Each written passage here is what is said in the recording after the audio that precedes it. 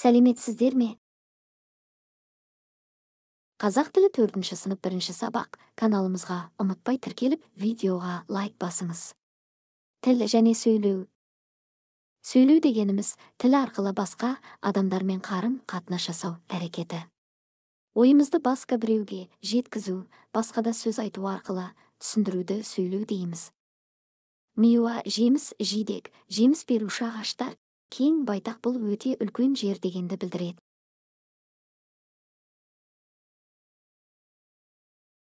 5-ші бет, 1-ші тапсырма мәтініне туралы, кең байтақ жеріміз туралы жазылған. Жауап менің өз нұсқам.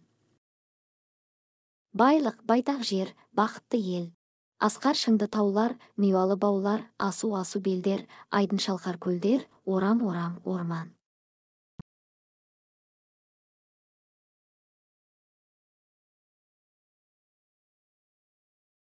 5-ші бет, 2-ші тапсырма байлық, байтақ жер, бақытты ел, асқар шыңды таулар, миялы баулар, асу-асу белдер, айдын шалқар көлдер, орам-орам орман, 100-ден астам ұлт өкілі, тату-тәтті өмір, ғарышқа жол.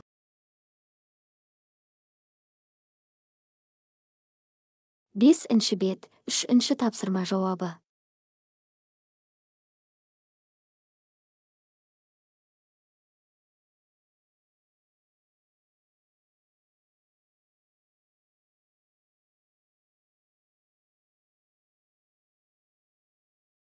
Алтыншы бет 4-ші тапсырма. Қазақстанның мемлекеттік тілі қай тіл? Мемлекеттік тіл қазақ тілі. Сен қай тілде сөйлейсің? Мен қазақ тілінде сөйлеймін. Диалогқа қатысуда сөйлеудің ауызша түрі іске асты.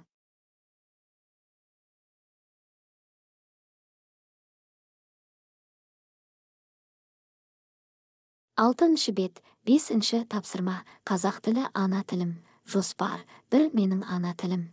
2. Ана тілді құрметтеу. 3. Тіл туралы мақал мәтелдер. Менің ана тілім қазақ тілі. Қазақ тілі өте бай және көркем тіл. Әр азамат өз ана тілін құрметтеу қажет. Ана тілінде сөйлеп шұбарламау керек. Тіл қымбат қазына.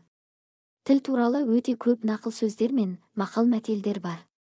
Мысалы, өнер алды қызыл тіл, сөзден асқан байлық жоқ, тілден асқан жүйрік жоқ.